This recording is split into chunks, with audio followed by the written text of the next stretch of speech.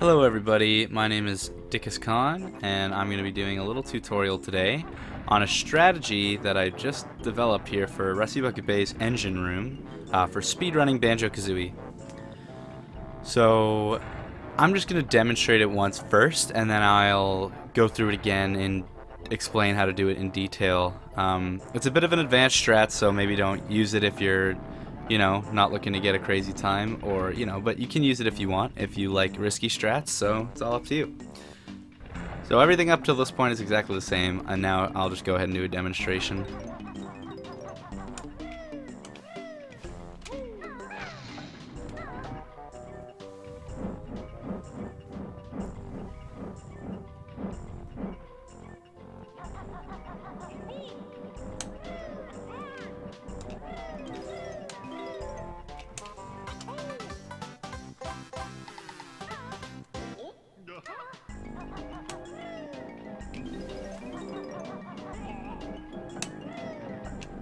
Okay, so that's basically the everything new that I'm doing. So as you can tell, I'm going through the propellers in Talon Trot.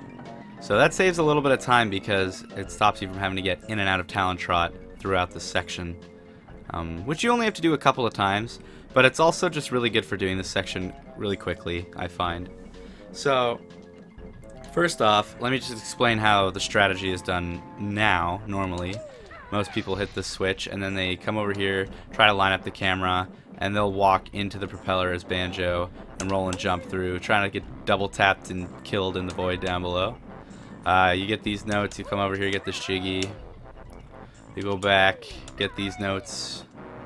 Most people would do this in Talon Trot actually, jump over to get the jiggy here, and then get back into Talon Trot and get these notes, and then cancel Talon Trot, come over here, line up the camera again, and roll and jump through. So it just goes to show this new strategy kind of saves a bit of time over doing that. So now I'm going to explain how to do it and how to do it consistently so that you won't die.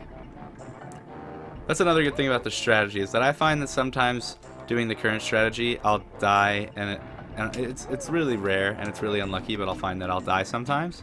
This strategy, I don't find that I'm dying. If I do it correctly, even though it's a little bit tricky, I don't find that I die. So the first thing is you hit the switch, but before the cutscene plays, you turn to the right, jump, ground pound, tap R, and get into Talon Trot.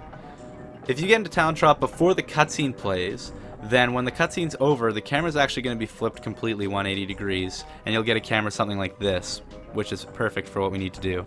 So you just run straight into these propellers, and then jump straight through them. You'll often get double tapped on the first propeller, but that is totally fine, because if you're in Talon Trot and you get double tapped by this first propeller, as long as you jump through it straight through the middle, straight ahead, then it'll knock you back onto this pipe right here, and you won't die. So that's really nice. The next step is to jump to this note in Talon Trot, jump to this note in Talon Trot, and then to jump from corner to corner, from this platform's corner to this platform's corner, and get the jiggy. It's really important that you go from corner to corner and not over the pipe, because if this propeller goes off screen, then it can change the camera around, and you want the camera to be the same as it was when you went through this first propeller. So you're here in Talon Trot, jump, jump, straight across, get the jiggy. Once the jiggy cutscene's done playing, you walk forward and jump from corner to corner to this platform for the same reason, to keep the camera lined up. Get these two notes, walk into this propeller, and then jump straight through. The great thing about the second propeller is that no matter what, you won't get double tapped. If you do it correctly and jump as soon as you regain control of Banjo, you will not get double tapped here. See, I did it a little late there, and that's why I got double tapped. So if you do it perfectly, you won't. So I'll try to demonstrate that again. Whoops. Just line up the camera. Ish. Walk into the propellers. Jump straight through. You don't get double tapped on this one. As long as you jump as soon as you regain control of Banjo and Kazooie, you won't get double tapped. Even if it's like, seems kind of like it's possible, it won't happen. You can do it over and over. So that's the really nice consistent part of the strategy too. Another nice consistent part.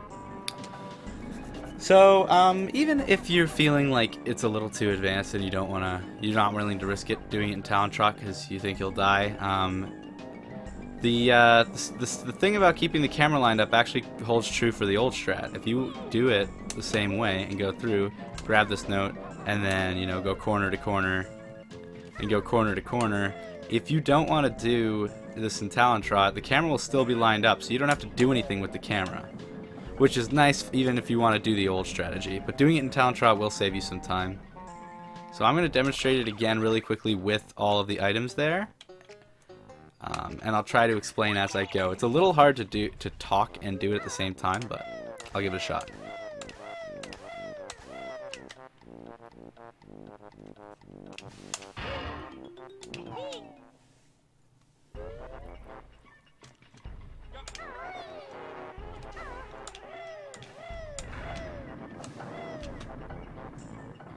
So we're back here, everything's the same. Go across this.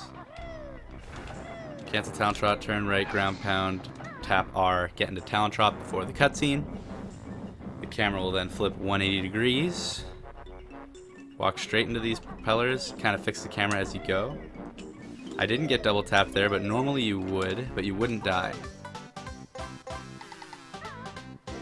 Get into Talon Trot, walk forward, corner to corner. Note, note, walk into these blades and jump straight through without getting double tapped.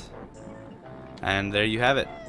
Another thing, but I kind of want to, you know, ask people to look into the strategy a little bit and maybe try to make it even better, because I found that I can, like, walk here and jump, and it's going to take a second because it's not always going to happen, but you can actually jump through these without getting hit, but it's totally, I've found it's completely random.